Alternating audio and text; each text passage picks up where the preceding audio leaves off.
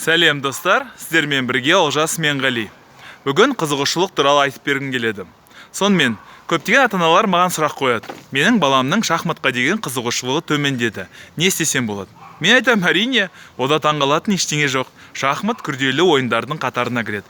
Бұны игеру үшін кем дегенде 10 000 сағат еңбек ету керек деген айтып өтем. 10 000 сағат. Сонда ғана сіз деген әлемдік деңгейдегі шеберге айналасыздар. Ал қазіргі жастар не істейді? Басым бөлігі TikTok, немесе Instagram, немесе лайк қосымшаларында отырып, 15 секундтық видеоларды дайындап, әзірлеп, соған мәз болады. Ал ол 15 секундтық видеоларды немесе әлеуметтік желілерде отыру үшін көптеген ми қыртыстарын немесе мидың мүмкіндігін пайдаланудың ешқандай қажеті жоқ.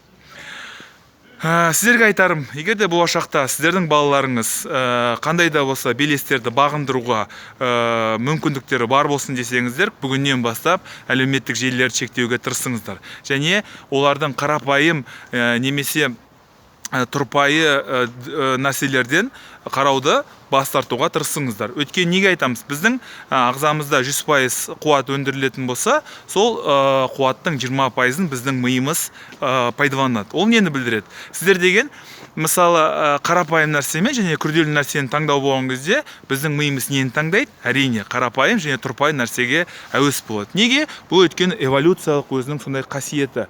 Және біз бұған төтеп беру керекпіз. Егер де біз бұған төтеп бермейтін болсақ, онда біз болашақта қатты өкінеміз. Неге?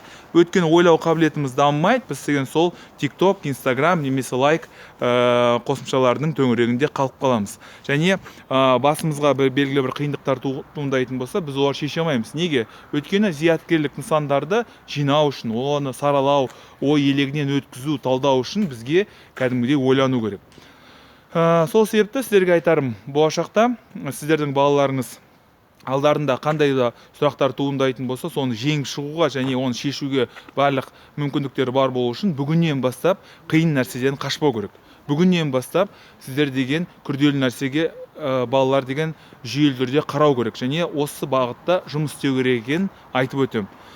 Каналдағы видео орындайтын болса лайк басыңыздар, каналға жазылыңыздар, сұрақтарыңыз бар болса қойыңыздар. Шама шарқыма сәйкес жауап беруге тырысамын. Жақсылықта кездесейік. Сау, сәлемет болыңыздар.